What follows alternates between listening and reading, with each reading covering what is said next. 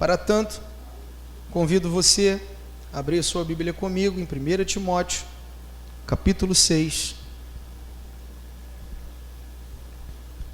Estaremos fazendo a leitura do versículo 6 ao 10.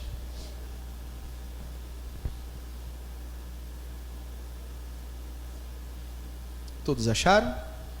Amém? Diz assim a palavra do Senhor. Paulo, escrevendo ao seu filho na fé, Timóteo, dentre muitas advertências e conselhos, ele declara no capítulo 6 de 1 Timóteo, versículo 6 em diante, assim: de fato, a piedade com contentamento é grande fonte de lucro, pois nada trouxemos para este mundo, e dele nada podemos levar. Por isso, tendo o que comer e com o que vestir-nos, estejamos com isso satisfeitos. Os que querem ficar ricos caem em tentação, em armadilhas e em muitos desejos descontrolados e nocivos, que levam os homens a mergulharem na ruína e na destruição. Versículo 10: pois o amor ao dinheiro é a raiz de todos os males. Vamos ler juntos o versículo 10? Pois o amor ao dinheiro é a raiz de todos os males. Algumas pessoas, por cobiçarem o dinheiro, desviaram-se da fé e se atormentaram com muitos sofrimentos. Oremos nessa manhã. Peço gentilmente que você coloque as mãos sobre a sua palavra. Vamos orar. Senhor Deus e Pai, nós te louvamos, ó Deus, pelo grande privilégio que temos, ó Deus, de estar neste lugar, nesta manhã, e juntos, Senhor, compartilharmos da Tua palavra. Pedimos, ó Deus, a direção do Teu Santo Espírito, ó Deus, para que nos conduza a um caminho seguro, nas verdades estabelecidas neste livro, Senhor, e que estas mesmas verdades, elas possam produzir em nós frutos para a glória do Teu santo nome. Queremos, ó Deus, nessa manhã, sermos tirados do nosso lugar de conforto e sermos colocados em um lugar de confronto, para que mudanças, ó Deus, ocorram em nós e entre nós. Que absolutamente nada, ó Deus, nos roube o privilégio de estarmos atentos à Tua palavra nesta manhã. Fala, ó Deus, a cada um de nós. Contamos com o auxílio do Teu Santo Espírito, porque a voz do homem, ela simplesmente tem a capacidade de chegar aos ouvidos, mas a Tua voz, Senhor, é capaz de penetrar no mais íntimo e mais profundo do ser humano. Então fale conosco, ó Deus, é o que nós te pedimos nessa manhã, em nome de Jesus, amém, e graças a Deus. De onde surge a raiz de todos os males? Bom, ao lermos essas afirmações de Paulo ao seu filho na fé, confesso que fica fácil de nós respondermos essa pergunta, né? Respondermos ao título dessa mensagem. Mas por que o dinheiro pode ser a raiz de todos os males? Não sei se os irmãos já se perguntaram sobre essa questão, sobre esse assunto, mas Paulo afirma categoricamente no versículo 10 que o amor ao dinheiro é a raiz de todos os males. Então, poderíamos imaginar, bem, mas por que de fato o dinheiro pode ser uma raiz que traga males? Como nós falamos na semana passada, dinheiro é um mal ou é um bem? E aí? Sendo o dinheiro, como nós falamos, a capacidade de dar valia a tudo que nós valorizamos, na verdade o dinheiro ele não é bom e nem mal. O dinheiro, na verdade, é o que nós decidimos fazer com ele. O que damos ao dinheiro é a bondade ou a maldade. Nós é que tornamos o dinheiro bênçãos ou maldição. Por exemplo, para nós compreendermos bem isso, a mesma nota que nós utilizamos, né, falando em moeda corrente, que nós utilizamos, por exemplo, na compra de um medicamento na farmácia, essa é a mesma nota que muitas das vezes um político ele desvia de determinado departamento, a qual é incumbida a sua função. Por exemplo, a mesma nota que pode fornecer um prato de comida a uma pessoa em necessidade, a um semelhante em necessidade, pode ser também a mesma nota que financie talvez ao tráfico de drogas.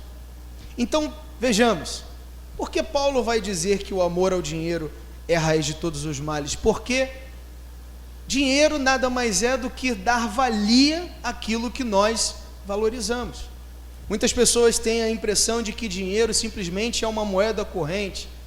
Será que dinheiro de fato é só uma nota de papel? Será que dinheiro é apenas o dólar, o real, o mandarim, o euro? Não. Dinheiro é tudo que nós damos valia àquilo que nós valorizamos. É uma moeda de troca. Não existe, irmãos, a nota de dinheiro que traga faça o bem e aquela que faça o mal. Como nós vemos, a mesma nota de dinheiro que pode servir de bênção, ela também pode servir como maldição. A mesma nota que compra um prato de comida a uma pessoa em necessidade é a mesma que financia o tráfico de drogas. A mesma nota que pode se tornar bênção na vida de uma pessoa através de um medicamento ou de algo que necessite, é a mesma nota onde governantes desviam essas mesmas notas para o seu prazer, enfim, para o seu bem-estar. Então, o dinheiro ele não é um bem ou um mal em si mesmo. O problema é o que ele pode fazer com o meu e o seu coração. Por isso que Paulo vai dizer, o problema não é o dinheiro. Não temos dúvidas alguma, acredito piamente que Deus deseja prosperar a cada um de nós. Sinceramente, acredito que Deus deseja nos prosperar em tudo que nós realizamos. Mas como nós falamos alguns domingos passados, ao invés de Deus prosperar-nos do lado de fora, é necessário que nós venhamos prosperar aonde? Do lado de dentro. É necessário que tenhamos essa consciência em não nos tornar apenas uma represa, onde só estoca coisas. Não, Deus deseja que sejamos um leito no rio, onde as águas entram e saem, de sermos abençoados por Ele, a tal ponto que também nos tornemos abençoadores. Deus deseja que sejamos providos por Ele, para nos tornarmos provedores também na vida de outros. Então o problema não é o dinheiro em si, não há objeção nenhuma em ter dinheiro, pelo contrário, nada mais justo do que trabalharmos com o nosso suor, com o nosso esforço, conquistarmos as coisas. Mas o grande problema é quando o dinheiro passa a ter o seu coração e o meu coração. Por isso Paulo vai dizer, o problema não é o dinheiro, Timóteo, o problema é o amor ao dinheiro. O problema é quando ele se torna um Deus para você. O problema é o que ele pode fazer com o seu coração e com o meu coração e se tornar vulnerável. É como diz o profeta Jeremias, no capítulo 17, versículo 9, você não precisa de abrir, ele vai dizer, o coração é mais enganoso que qualquer outra coisa. O coração é enganoso. O coração, ele é incurável, como diz, a sua doença é incurável. Quem é capaz de compreendê-lo? Quem é capaz de conhecê-lo? Nosso coração, irmãos, é vulnerável. E certamente, se o nosso coração não estiver em busca de um propósito maior, em busca daquilo que é eterno, certamente estaremos vulneráveis aos pensamentos daquilo que é terreno, daquilo que é passageiro. Há um filósofo que certa vez ele disse algo muito interessante, e isso se tornou um dito popular. Ele, nessas sábias palavras, ele declara algo muito interessante. Eu gostaria que você prestasse atenção nessa manhã, para que possamos analisar juntos essa afirmação. Ele diz, não entendo isso nos homens, nos seres humanos, parecem irracionais, perdem a saúde para juntar dinheiro e depois perdem o mesmo dinheiro na tentativa de recuperar a saúde. Pensam ansiosamente no futuro, tanto que se esquecem do presente, de tal forma que acabam em não viver nem no presente e nem no futuro. Eles vivem como se nunca fossem morrer, mas a grande verdade é que eles morrem como se nunca tivessem vivido. Isso é verdade, irmãos. O que é capaz de fazer isso conosco, com seres humanos? É o dinheiro. É esse anseio, em demasia por ele. Nessa ânsia pelo dinheiro, muitos estão perdendo a oportunidade de viver o tempo que se diz hoje, o agora, o presente. Veja, ele diz de forma bem explícita: muitos querem juntar o dinheiro, mas com o passar do tempo ficam doentes, e esse mesmo dinheiro que juntou vai servir para recuperar a sua saúde. Se preocupa com o futuro e esquecem de viver o agora, de viver o presente. Tudo que nós temos, irmãos, é hoje, é agora, é o presente. Qual de nós poderia ser pretensioso a tal ponto de levantar a mão nessa manhã e dizer: bem, eu garanto o meu amanhã? Quem pode? Quem pode acrescentar um dia a mais à sua vida? Quem pode conceder o ar que respiramos, a não ser Deus? Então o que temos é simplesmente o hoje, o agora. E muitos nesse anseio em demasia pelo dinheiro esquecem disso, esquecem de viver o tempo presente. Tudo que nós temos, irmãos, é o agora, é o hoje, é o dia de hoje. Por que Paulo, escrevendo ao seu filho na fé Timóteo, ele vai dizer que o amor ao dinheiro é a raiz de todos os males? Simplesmente, se nós fôssemos pensar nessa manhã, pensem comigo: por que nações são dizimadas simplesmente porque seus governantes desejam possuir mais e mais? Por que talvez famílias são destruídas, onde pais trabalham de madrugada até o dia seguinte? E abro um parênteses, muitas das vezes não por necessidade, mas na ânsia de ter mais, de ter um pouco mais, e simplesmente, nesse pensamento de conseguir mais, acabam perdendo a convivência com a sua esposa, com o seu marido, com os seus filhos, e famílias são ceifadas. Filhos já não têm mais a atenção do pai, pais já não têm a atenção dos filhos. Por que o amor ao dinheiro é a raiz de todos os males? Por que Paulo vai dizer isso? Não sei se vocês já perceberam, talvez a maioria de nós conheça caso assim, conheça situações assim, mas eu não sei se os irmãos já perceberam de alguém que é muito humilde, digamos assim. A pessoa, ela é muito humilde, e através ali do seu trabalho, nada ilícito, mas sim de forma lícita, essa pessoa começa a trabalhar, a se esforçar, e começa a juntar um pouquinho, e ela vai angariando recursos, ela vai ficando abastada, ela vai ganhando dinheiro. E eu não sei se os irmãos já perceberam, mas essa mesma pessoa, ela já começa a ficar um pouco diferente. Essa mesma pessoa já começa a olhar para a gente com o nariz assim, digamos, um pouquinho mais para o alto, com o nariz empinado. Essa pessoa já começa a olhar já com um olhar mais altivo. Parece que agora essa pessoa que era humilde, que não tinha nada, mas agora tem, ela é muito importante. Justamente por quê, irmãos? Porque o amor ao dinheiro nos fornece essa falsa sensação de autossuficiência. É ou não é verdade? Quantos de nós já não ouvimos: dinheiro é isso aqui, é o que tá, o meu Deus é isso aqui, é o meu dinheiro. Meu Deus é isso aqui que está no meu bolso, que está na minha carteira. Quantos de nós já não ouvimos a seguinte frase: olha, dinheiro não compra, dinheiro manda buscar.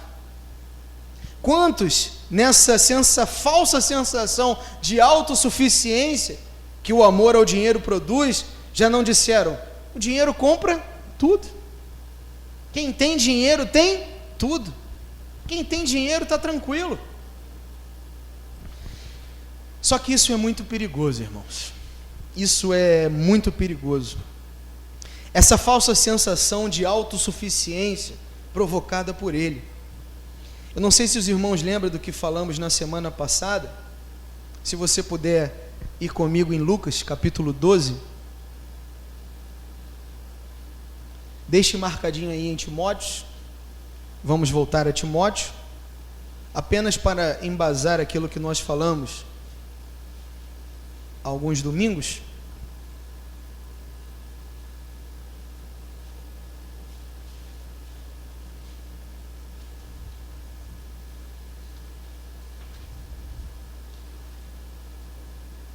Lucas capítulo 12, versículo 13 em diante.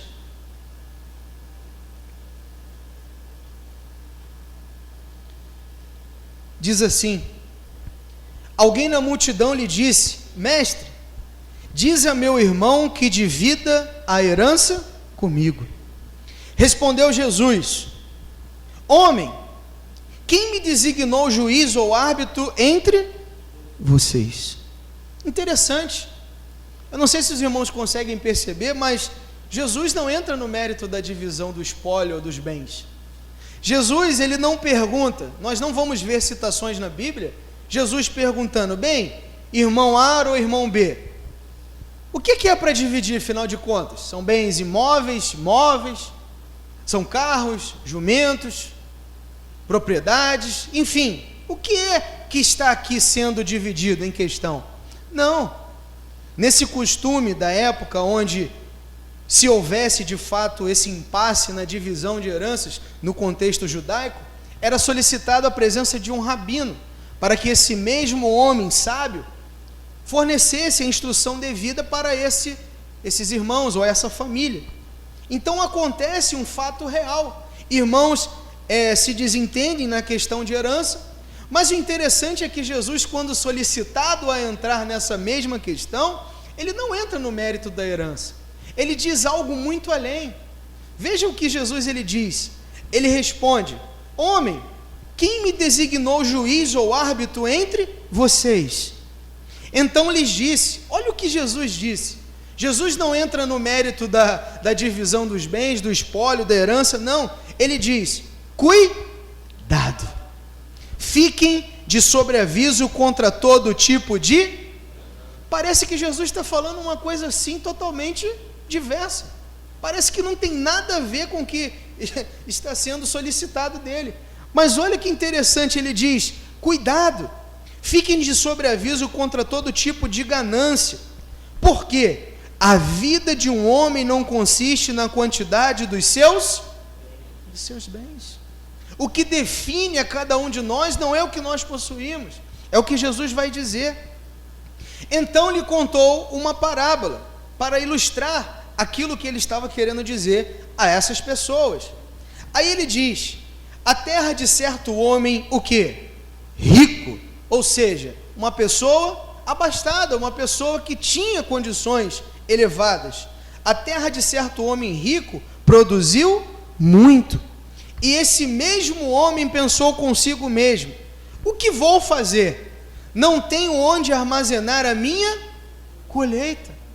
Essa é a mesma sensação, irmãos, da autossuficiência que o dinheiro produz.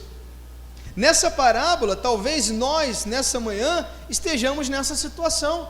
Talvez você diga: irmão, mas eu não sou rico. Eu não tenho tantos bens assim. Eu não sou uma pessoa abastada. Não. Mas talvez essa sensação de autossuficiência que o dinheiro produz, talvez nos faz agarrar até o pouco que nós possuímos. Eu não sei se os irmãos já viram, mas pessoas que não têm muito, se agarram naquilo dali, não abrem mão de jeito nenhum, diz que não abre a mão nem para dizer amém. Essa é a sensação de autossuficiência que o amor ao dinheiro produz. E esse homem pensa consigo: o que vou fazer? Não tenho onde armazenar o quê? A minha colheita, num contexto agrícola da época.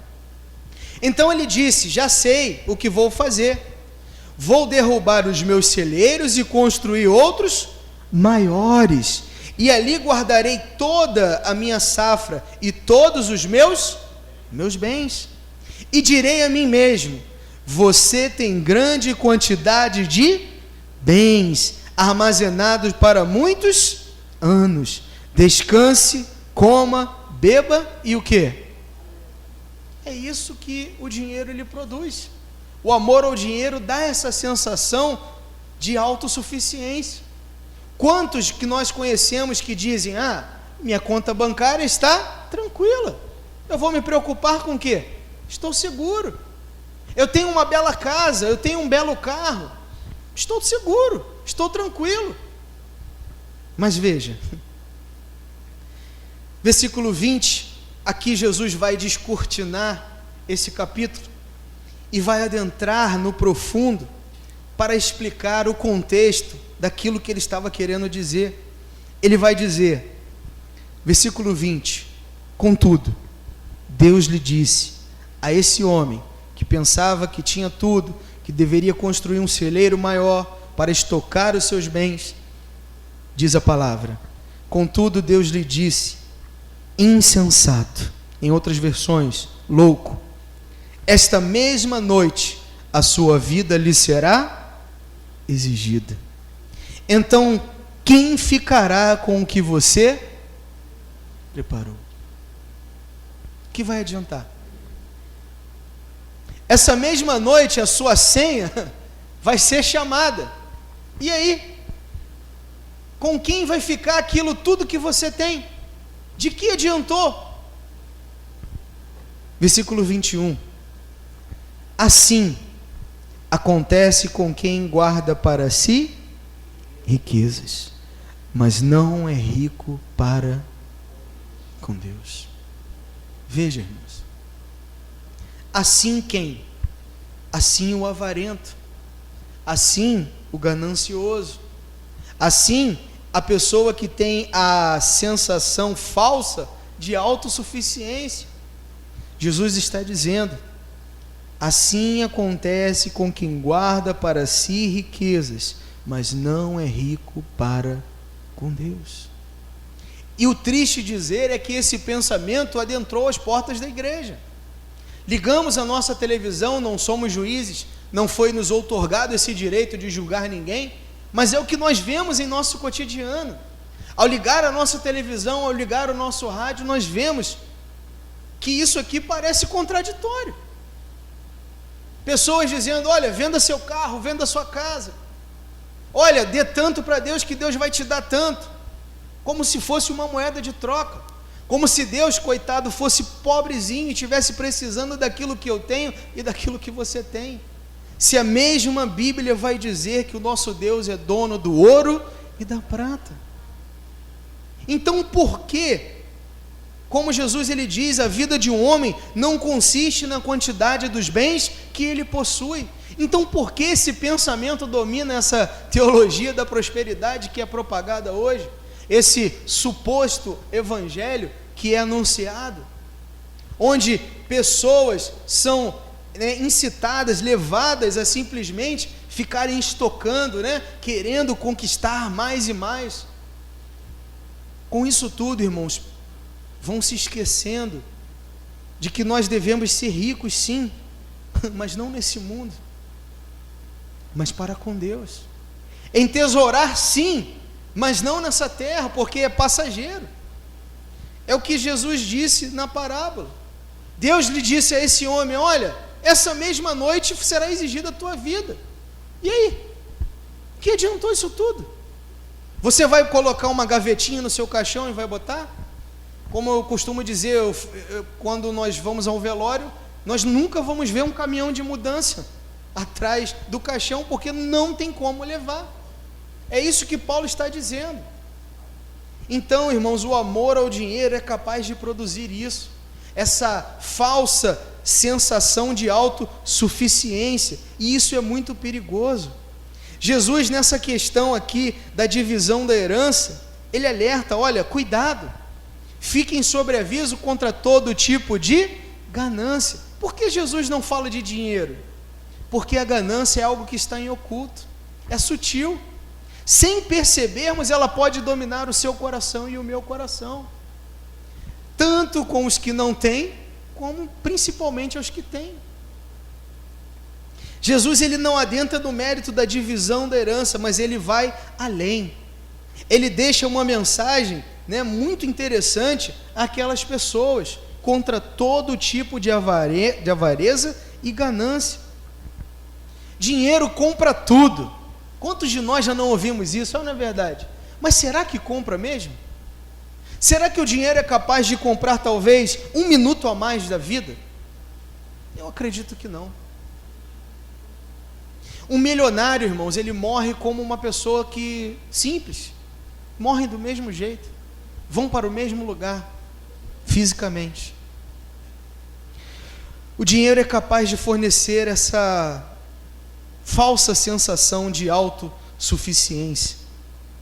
Por isso que Paulo, escrevendo a Timóteo, seu filho na fé, ele vai dizer lá no versículo 7, se você puder voltar comigo a 1 Timóteo capítulo 6, ele vai dizer assim, capítulo 6, versículo 7, pois nada trouxemos para este mundo, e dele nada podemos levar. Que interessante. Podemos compreender bem isso, irmãos, através da citação de Paulo. Coaduna exatamente com o que diz o profeta Jeremias.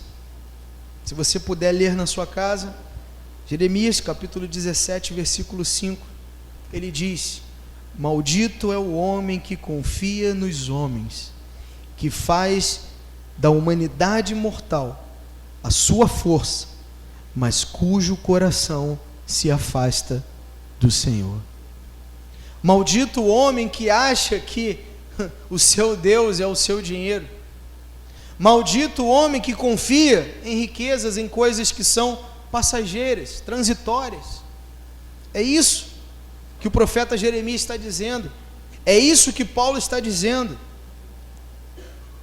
Irmãos, não há problema nenhum em ter o dinheiro, desde que o dinheiro não tenha a cada um de nós. Desde que o dinheiro não tenha o nosso coração. Mas por que Paulo vai dizer que o amor ao dinheiro é a raiz de todos os males? Simplesmente porque a ambição é um poço sem fundo. A ambição é um poço sem fundo. Pessoas ambiciosas, elas pensam, é só mais um carro, é só mais uma casa, é só mais uma bolsa de marca, é só mais um sapato, é só mais um relógio de marca, é só mais isso que eu preciso, para a minha satisfação. Versículo 8, ele vai dizer: por isso, tendo o que comer e com o que vestir-nos, estejamos com isso satisfeitos. Satisfeitos. Nada errado em sonhar, irmãos, em conquistarmos o melhor para as nossas vidas. Nada de errado em termos ambições que não dominem o nosso coração. Nada de errado em conquistar o melhor para a nossa família. Nada de errado. O problema é o desejo desenfreado desse sonho em se transformar em uma ambição que não tenha fim. O problema é esse sonho dominar a minha vida, fazendo com que eu viva simplesmente em algo que é terreno, passageiro, transitório, e troque o objetivo de vida em viver por algo maior. Eu vou dizer aqui uma coisa frugal, mas, por exemplo, uma pessoa que tem 30 pares de sapatos, nada contra as mulheres, amém, irmãos? Porque homens também têm sapatos.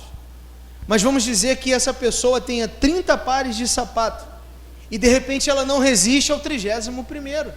Ai, aquele ali é lindo, ele tem uma fivelinha assim e eu não tenho, sabe? Relógios. Olha, eu tenho lá 100 relógios e só tenho 2 braços. E só vou usar um de cada vez, porque nem os 2 dá para usar. Mas eu preciso do 100º. Então veja, a ambição é um poço sem fundo. É sempre uma coisinha a mais. É sempre algo a mais. O autor de Hebreus, no capítulo 13, versículo 5, ele diz algo interessante. Depois, se você puder ler com calma.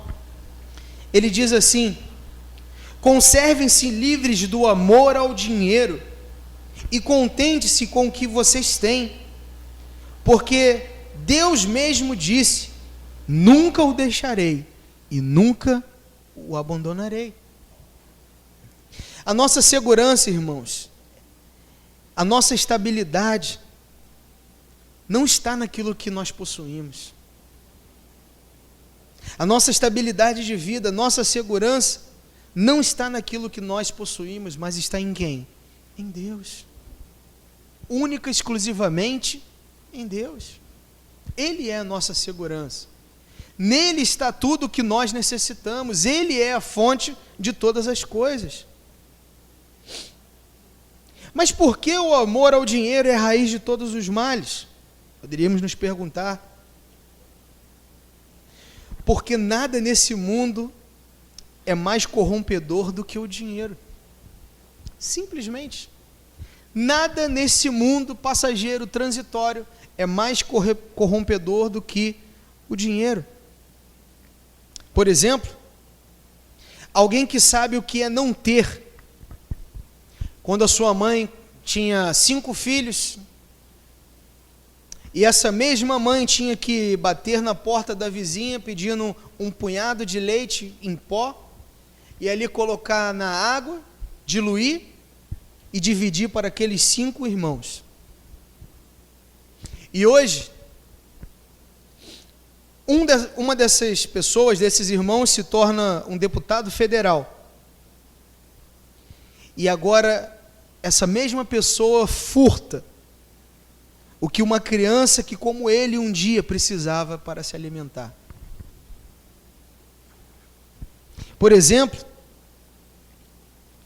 enquanto pessoas padecem nas filas de hospitais, morrendo à míngua de um atendimento médico, sem medicação, tendo as suas vidas ceifadas pela falta de assistência, governantes, pessoas públicas, desviam verbas da saúde para comprar as suas belas fazendas e as suas lanchas e os seus carros importados. Nada é mais corrompedor, irmãos, do que o dinheiro. Olha o que diz o versículo 9. Paulo vai dizer a Timóteo: os que querem ficar ricos caem em tentação, em armadilhas e em muitos desejos descontrolados e nocivos, que levam os homens a mergulharem na ruína e na destruição. Engraçado que Paulo ele dá várias qualidades a essas pessoas que querem buscar ansiosamente por coisas passageiras. Ele diz que caem em tentação, armadilhas, desejos descontrolados, nocivos, fazendo com que essas mesmas pessoas mergulhem na ruína e na destruição. Quantos, por exemplo, falando do nosso arraial cristão, não negociam a sua fé? Talvez em busca de receber alguma coisa, vendidas por esse falso evangelho. Olha, venda seu carro que Deus vai te dar um 0. Venda sua casa porque Deus vai te dar uma mansão. Olha, faça essa campanha aqui, afinal de contas, nós vamos orar em determinado lugar e você vai fechar aquele contrato milionário. E pessoas negociam a sua fé, trocam a sua esperança em busca disso. A corrupção, irmãos, está em todas as esferas, não é só no Congresso Nacional. Quantos mercadores da fé não continuam vendendo um suposto evangelho se aproveitando da boa fé das pessoas. O dinheiro, irmãos, não corrompe somente para ser colocado no bolso. Esse é o grande problema, de acharmos que o dinheiro ele só corrompe para ser colocado no bolso. Por exemplo, quantos que talvez poderiam dedicar mais as suas vidas em favor de outras vidas, mas pensam assim: tempo é dinheiro, eu preciso trabalhar. Sim, mas lembra o que dissemos? A ambição é um poço sem fundo. Quantos que talvez poderiam dedicar mais o seu tempo para Deus e pensam: não, tempo é dinheiro, eu preciso ganhar dinheiro, afinal, já vai ter outra pessoa lá no meu lugar fazendo aquilo que eu deveria fazer. Deixa eu trabalhar aqui mais uma horinha a mais, eu vou chegar lá para as 10, 11 horas da noite em casa, mas eu vou receber por isso.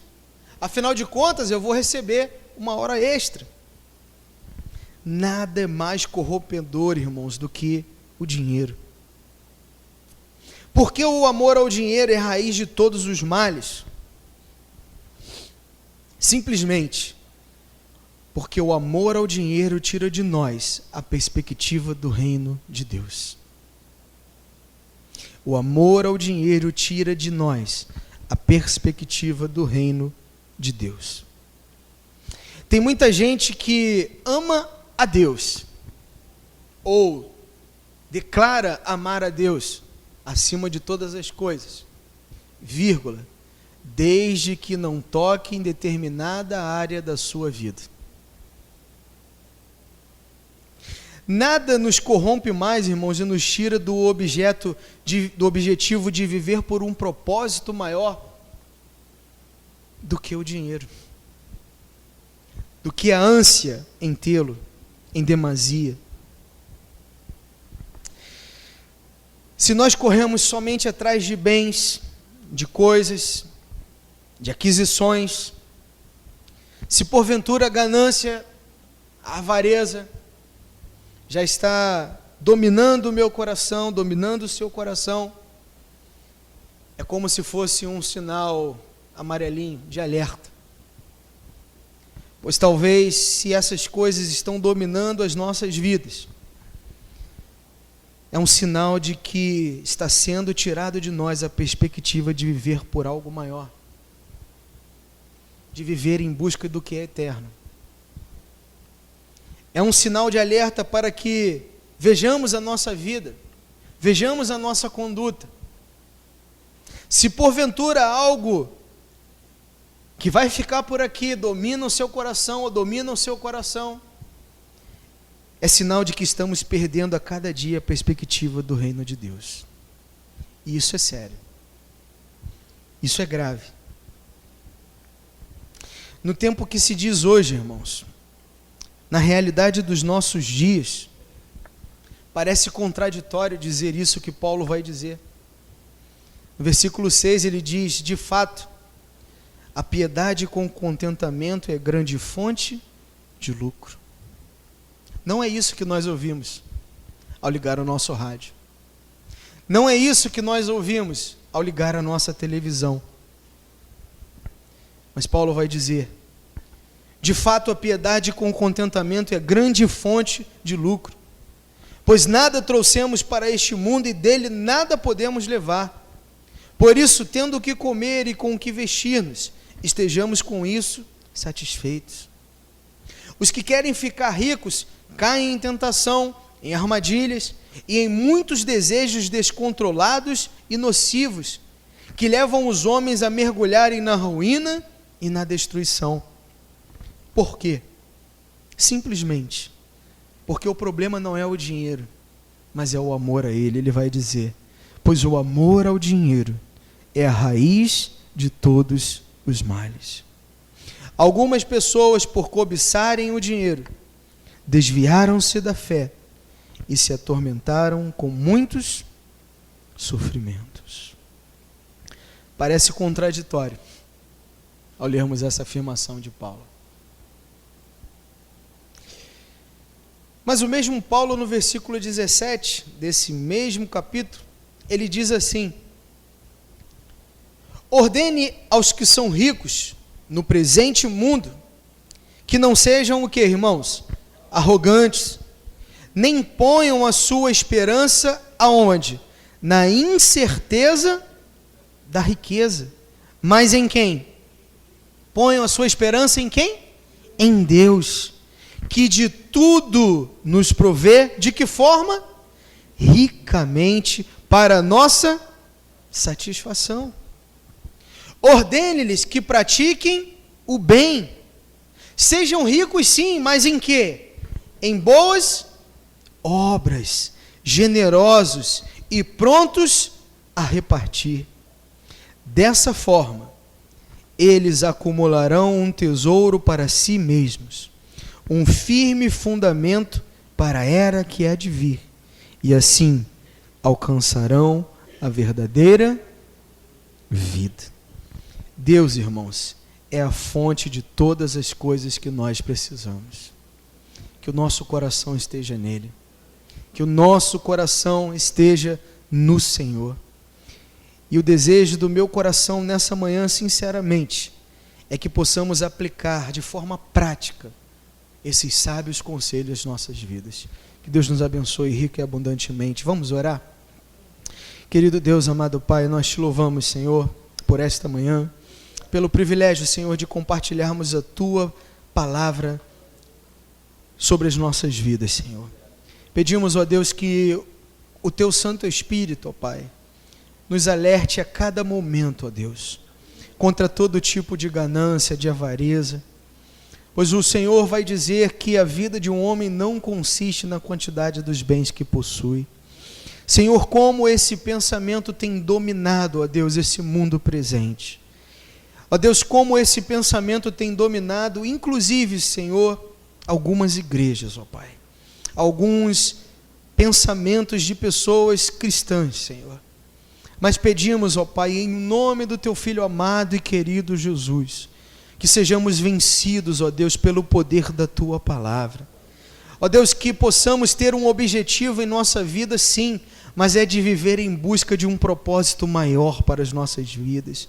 De não entesourarmos apenas, ó Pai, nesse mundo, mas entesourarmos, ó Deus, sermos ricos em boas obras, prontos a repartir, sermos generosos.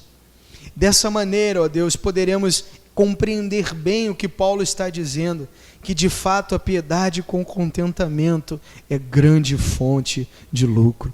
Livra-nos, Senhor, de toda ganância, livra-nos, Senhor, do amor ao dinheiro, livra-nos, ó Deus, em nome de Jesus, ó Pai, de todo tipo de avareza, Senhor, de todo tipo de sensação, ó Pai, de autossuficiência que o amor ao dinheiro pode produzir, ó Deus, e que o nosso objetivo de vida, ó Pai, a cada momento, seja de viver por algo maior, seja, Deus, de dedicar a nossa vida para a eternidade, porque tudo que está nesse presente mundo, ó Deus, é passageiro, é transitório, e a Tua palavra diz que nós somos peregrinos e forasteiros. Ó Deus, em nome de Jesus, agradecemos, ó Pai, a oportunidade de estarmos nessa manhã, neste lugar, ó Deus, ouvindo a Tua palavra. Livra-nos, ó Deus, de toda ganância, de toda avareza, e que o nosso coração, ó Pai, esteja no Senhor a cada dia. Obrigado, ó Deus, pela Tua palavra ministrada às nossas vidas. Leva-nos em paz e segurança, guardando e livrando de todo e qualquer mal. Que mais tarde, ó Deus, possamos desfrutar de um almoço em família, na Tua santa paz e na Tua presença. E que mais tarde, ó Deus, às 18h30, possamos, ó Deus, estar nesse lugar para ó Deus, juntos bendizermos ao Teu nome, exaltarmos aquele que vive e reina para todo sempre e ouvir uma mensagem vinda do Teu coração nesse congresso. É o que nós te pedimos em nome de Cristo Jesus. Amém. E graças a Deus.